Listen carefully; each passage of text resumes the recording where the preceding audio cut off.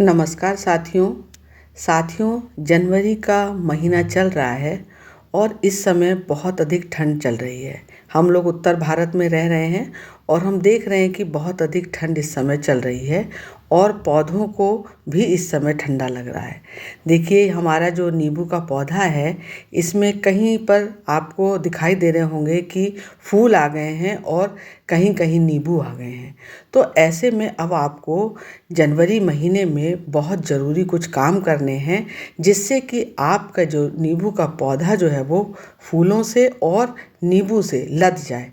तो इसके लिए साथियों, आपको इस महीने में जो कुछ काम करने हैं उसमें सबसे पहला ये रहेगा कि ये जो आप देख रहे हैं, हमने अभी डाला अपने इसमें पौधे में, ये था हमारा सरसों की खली। थोड़ी सी सरसों की खली लेके आप जो है वो अपने नींबू के पौधे में डाल दीजिए और ऊपर से उसमें पानी डाल दीजिए। जी, ये जो सरसों की खली होती है साथियों, ये आपको मार्केट में मिल जाएगी। 50 रुपये या 60 रुपये किलो मिलती है, और या फिर आप इसे ऑनलाइन भी मंगा सकते हैं। क्योंकि ये जो सरसों की खली है, ये एक गर्म खाद के रूप में हम लोग इस्तेमाल करते हैं, और इस खाद से जितने भी आपके जो पौधे में जो फूल लगे हुए हैं वो फल में बनना शुरू हो जाएंगे, और इसके जो जड़ें हैं वो भी बहुत मजबूत हो जाएंगी आपके पौधे की। तो इस खाद का प्रयोग जो है साथियों, आपको इस जनवरी महीने में कर लेना है। यदि आप जनवरी महीने में नहीं कर पाते हैं तो फरवरी के 15 तारीख तक ज़रूर ही इसको आप कर लीजिए, जिससे कि आपका जो नींबू का पौधा है वो अपने फल को बनाने के लिए तैयार हो जाए और उसके जो फूल हैं वो झड़े नहीं। और इसके साथ साथियों, जो आपको एक और काम करना है जनवरी में, वो होगा कि आप अपने जो पौधा है उसके आसपास, जो गमले के आसपास है, उसकी गुड़ाई कर दीजिए। और गुड़ाई करने के साथ जो ऊपर की जो एक्स्ट्रा मिट्टी है उसको हटा दीजिए, क्योंकि इसमें आपका जो लगातार आप इसमें बीच बीच में जो खाद डाल रहे थे, उससे जो है आपका पौधा कभी कभी गमला जो है वो भर जाता है। मेरा गमला भर गया है, तो मैं एक्स्ट्रा जो मिट्टी है इसकी वो हटा रही हूँ, और यहाँ पर हटाने के बाद मैं एक खाद डालूँगी, और वही खाद जो है वो मेरे पौधे को इतना मजबूत बनाएगी, इसके जो फल लग रहे हैं वो और अधिक संख्या बढ़ जाएगी। साथियों, ये जो दूसरा काम आपको करना है वो है ये आपकी वर्मी कंपोस्ट। वर्मी कंपोस्ट आपको लेना है। ये आपके पास यदि है तो आप वर्मी कंपोस्ट डालिए, और यदि ये नहीं है तो फिर आप जो है वो काऊ डंग जो है वो उसकी आप वो भी यूज़ कर सकते हैं।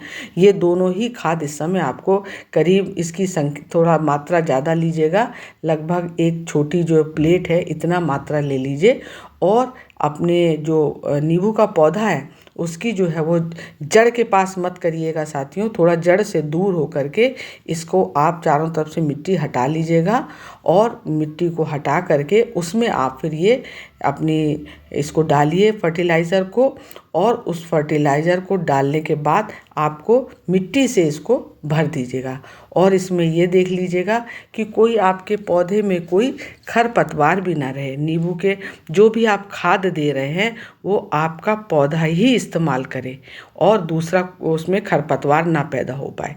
अब इसके साथ 2 दिन बाद जब आप ये अपना कर लेते हैं, वर्मी कंपोस्ट डाल लेते हैं, और 2 दिन बाद उसके तब आप इसका इस्तेमाल करेंगे साथियों। ये है आपकी लकड़ी की राख। ये जो है वुडन ऐश है। लकड़ी में जब खाना जो बनता है उसकी जो ऐश होती है वो साथियों बहुत ही अच्छी इसके लिए उपयोगी है हमारे नींबू के पौधे के लिए। ये एक प्राकृतिक और जैविक खाद है, नींबू के लिए बहुत लाभकारी है, क्योंकि इसमें जो है वो कैल्शियम होता है, पोटेशियम होता है और मैग्नीशियम होता है। इसमें इनकी मात्रा होने से जो हमारे नींबू का जो पौधा है, इसके फल और जो फूल हैं, इसके पूरा पौधे के समग्र विकास को ये बढ़ावा देती है, ये जो ऐश है। तो इसमें चूँकि पोटेशियम की मात्रा भी होती है, तो जो नींबू के पौधे में जो फल लगेंगे और जो फूल बनेंगे, उसका जो फल है उसका बेहतर स्वाद मिलेगा आपको, बहुत ज़्यादा ये उसके लिए इस्तेमाल होगा। तो इसकी मात्रा आप देख रहे हैं, केवल 1 चम्मच आपको लेना है, और उसको जड़ से दूर किनारे की तरफ को आपको थोड़ा सा मिट्टी हटा करके वहाँ पर उस 1 चम्मच ऐश को डाल देना है और उसके बाद मिट्टी से उसको ढक देना है, क्योंकि ये जो है आपके पौधे में जो है वो अम्लता भी कम करेगी आपकी जो मिट्टी की जो है, क्योंकि इसमें हल्की अम्लीय मिट्टी जो है इसको नींबू के पौधे को पसंद है दोस्तों। तो यह जो है मिट्टी का पीएच लेवल जो है वो बैलेंस करने में मदद करती है। तो इसके साथ ही 2 दिन के बाद फिर आप एक और उपाय करिए जनवरी में ही, जनवरी में नहीं, मैंने कहा आपसे 15 फरवरी तक इसको कर लीजिए दोस्तों। इसमें नीम की खली, इसमें जो है ये जो नीम की खली है ये भी एक बहुत ही पोषक तत्व देती है और एंटीबैक्टीरियल है। ये हमारे नींबू के पौधे में बहुत ही आपके जो कीट आते हैं, जो इस समय कीट आने की संभावना है उसको दूर करेगी। इसलिए आप इसको थोड़ा सा जगह हटा करके, मिट्टी हटा करके और उसमें आप इसको नीम की खली को अपने पौधे में डाल दीजिए, क्योंकि इसमें नाइट्रोजन है, फास्फोरस है और पोटेशियम है और भी अन्य सूक्ष्म पोषक तत्व होते हैं साथियों, और जो कि नींबू के पौधे की वृद्धि में बहुत ज़रूरी है।